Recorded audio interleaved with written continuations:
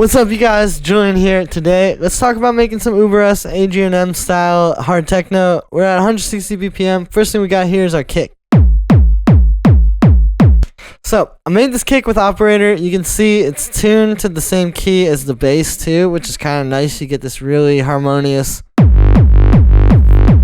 thing. And yeah, that's the first thing, because when you listen to those Ueberrest tracks and you listen to the Adrian M 240, all that stuff, it is this like very strong harmony between the kick and bass. Not so much harmony in the sense of like two notes that fit together, but just they are very harmonious because they're tuned. And when you're at this really fast kind of upbeat, like, it's a very chaotic type of sound. But having this kind of stuff really solid, like the kick and bass are in the same key and they're really, really clean sounding, it works really well with that. So that's kind of why I like making the kick from scratch. And if you want this kick, the template is available at the top of the description on my website, so make sure to pick that up. This is made with operator. We got a sine wave, a little bit of FM from this other sine wave that's just right at the start. Here's without that. You can just hear a little bit more click in the kick, right? And yeah, so that's an octave up. I've got a high pass filter on this as well with a little bit of soft shaper. If I turn that off, right, so that's the secret to really get, if you want to make a 909 kick from scratch, it's a little bit of high pass filter. Because all that's the sound of like that over synthesized kick, right? So you get rid of the whoop, and you kind of have that like 909 thing again. Then the pitch envelope. This is the next most important thing. So without it, with it, right? Secret to this is the two tiers. You have this and then this. Now you can do this with any synth. With operator, the way you do it is you have to turn this initial up. And then what it allows you to do, like by default, it's like that, right? But if you turn that up, you have now 2 points, because if you move the attack, it's actually just moving like that first tier of the pitch envelope. And that's the secret, basically, because you're creating the transient and then the body, right? And if you kind of get, right, see, it's never as punchy without it. So that's how you really go synthesize the 909 like that. Then, very important, make sure the sustain is hitting at 0, so it's playing the right note, right? Then I got this roar. So this is really important as far as getting like that really hard kind of kick you hear in these tracks, because if you turn it off, right, it's a good kick, but there's like that clicky mid-range attack that's kind of missing, right? So we're doing a little bit of magic in here. Really, the secret is don't distort the lows at all. And then you can see I've actually messed with where the low is set. The reason for that is because you're going to want to distort the mids pretty heavily. But if you have that too low on the filter, it's going to kind of hit them and just create like a lot of whoomp. Like if I turn that to the default, so you're kind of distorting the wrong spot, and then you bring it back. Right, and it's like just the mid. So that's really what you want there, is you got to play with that. Plus the highs are being distorted pretty heavily, and I've also turned those up. Right, so you can crank the volume on the highs and just get a little bit more of the like. Now, the secret is it's only at 9%. If I turn it off, right, because a bit too much at 100, it's just meant to add a little bit of punch. I'm then converting this to mono just to make sure, because sometimes when you're splitting these like this, you can end up with weird phase stuff, so I just like to make sure. Then we got the bass. Now there's a little bit of a different bass. You notice that it's just really this one held out note, right? Like if you listen to the MIDI, it's just that, and then it's kind of like bouncing out of the kick with this auto pan. So the sound here, it's a saw wave with a low pass filter. That is literally it. Like, you really don't need to do too much. However, there's a send that it's going through. So without that, right, and then we just have the auto pan. It's really not, like, it is bouncing, but it's not quite, right, like that Ueberrest kind of sound. So the send, that's on its own. And then with the bass, right? So what we're doing here is we got a roar and then an amp. It's just kind of distorting this more. I'm pushing the lows a lot with this. This isn't like the kick. Like this, you can push the lows because it'll also help bring out more low end, right?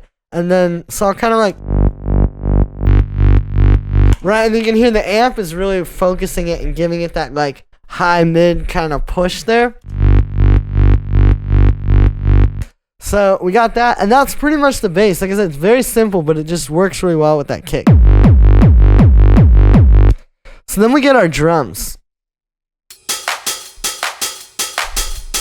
Now, these drums are really simple. I want to, I could have done a lot of layers here and shown you guys, oh yeah, we have like these rave loops and we're mixing them together. Really, I think when you hear these tracks again, it's just like with the kick and bass. It's a very chaotic, fast, 160 BPM kind of track. So you really don't want that much drums. You just want these like clean kind of things like this that are all going to work together and serve the groove, right? So first with the hi-hat. So what we're doing here is I've got this big open hi-hat. I've brought the pitch down, and I'm also using this amplitude envelope. So if I play the original sample, see, it has a lot more punch. What you do is you bring the sustain down a tiny bit. I can even do it more and you'll really hear it. Right, see, it's like a bit punchier. So you just do a tiny bit of it, and it's just gonna like attack a little bit more. Plus, I brought the release up because if you don't do that, check out what happens. See, that one hi-hat is too short, so you just gotta bring up the release there. But yeah, that amplitude envelope trick is really good because a lot of times people will try to layer in a hi-hat and get a click, and I've done that too. In some cases that works, but when you want it to be as clean as possible, like this stuff, you really just want to try to do it like that. So it's a good way to add more transient while still keeping the body, but you're just kind of controlling it, you know? We got our clap. Now this one is basically just this long clap with like a bunch of reverb, but I just made it a bit shorter. Like I brought the sustain down like that, and I pitched it a tiny bit too. It's cool though because you still have a bit of the reverb, but it's just really subtle. Plus we got a little bit of a rave loop here. You know, something to give us a lot of texture, and it's a little bit more like rolling and kind of like, you barely hear it, but it just gives a little bit more swag to the drums. So here's where the fun stuff starts happening. We got our little vocal chop. So I got this vocal. It's the first choice. Yeah, not the greatest vocal ever, but it works really well for something like this. We're just taking a little piece and going dun dun dun dun, and then having it bounce to these other chops here.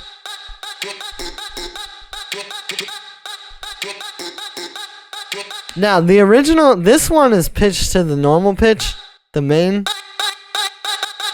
But then these ones, you can see I've pitched them not only an octave down, but I also played with like where they are, right?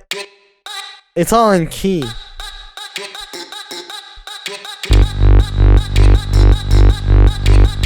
Right, if you just, like, you can do a lot with these little vocal chop riffs like this, but you gotta definitely play with the chops and get them all in key. In this case, like, I chopped the whole thing up, but I only picked 3 chops to use. And that's another thing I noticed, is that these guys will do that, where it'll be a whole vocal chopped up, and then you just pick a few of the chops and create this pattern.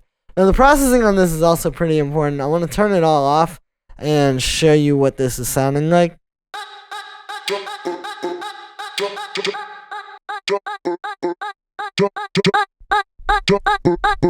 So that's the dry chops. Then we got OTT.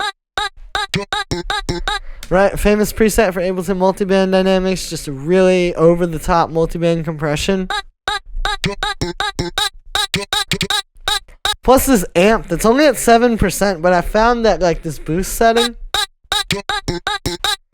it gives it that nice little bit of like shine, right? And if you turn it up all the way, that's way too much, but it's just a little bit on top. Some reverb, which is really short too. I noticed this, like I was studying some of these chops that Ueberrest had, and yeah, like, because also when you make the really short reverb, it makes it feel a little bit more like sampled and kind of like, you know, it's a bit more texture than just like having this long, endless. You know, it's a little bit cooler, a little bit more of like working with it to create texture.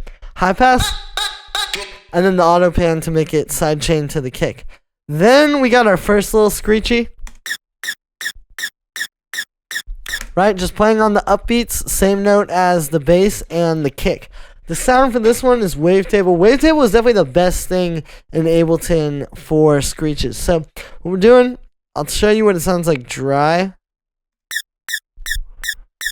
So it's two saw waves. You can see they're detuned completely in the opposite direction. This is literally like as far as the detune will go, and they're both in different directions. And I think that's the first thing with the screech is like a lot of people think it's just a bunch of unison. There's definitely some synths out there that can do a lot of unison and get it, but you know, when I bring those down, it's a little too much of like an EDM, like Moombahton, you know, kind of like sort of big room festival sort of thing. But then you bring these really, really sharply away from each other. You know, that's where you really start to get that like terror core kind of like just disappearing pitch sort of thing, right?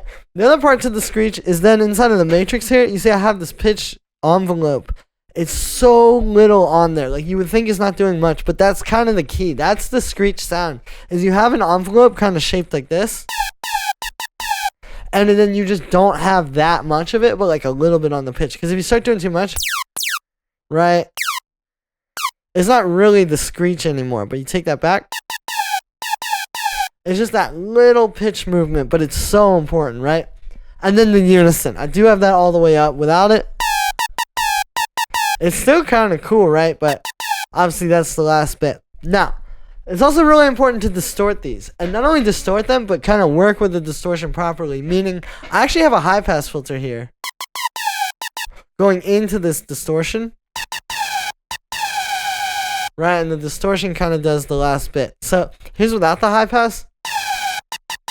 With. It's subtle, but you notice that it's kind of like not, you're not getting as much of that low mid kind of like into it, right? Like those frequencies. And it allows the distortion to just hit the mid-range and highs a little bit better. Now, you could do this in multi-band distortion as well. I think there's really no proper way, especially when we have Roar in Ableton now, but this is the way I like to do it. I think this is how these old school screeches were made. Is more so like this, right? When they didn't really have multi-band distortion. I got this pedal at distort and the drive is up like there. And then I got another high pass. Because the distortion still adds some low end. So you want to make sure you get rid of that. And then we got our other screech. So without any processing, straight out of the synth. Sounds like that. Again, it's just playing G, same note, right? You know, really simple with this kind of stuff. Again, we got two saw waves. Now, this one I'm not detuning as heavily. You can see I only have one going all the way up. We have our pitch envelope, again, just a little bit of it. This one's more like a wow, like it goes up like that. You just hear that subtle bit of movement. It's perfect. And I don't even have that much of the unison, right? Because, again, this one is kind of like less chaotic, you know? You have the one that's really straight and you can hear the pitch and you can hear it with the bass line. And then the crazy one on top of it, right? So it's about how this is all fitting into the mix. So then with that one, we start distorting it. With the overdrive, I'm not as worried about filtering into it because it's got the filter on it. Then we got OTT. But only at 30%, right? So it's like very subtle. Just a little bit of mid and high boost. High pass filters. Sometimes you want two of them. And then a little auto pan sidechain.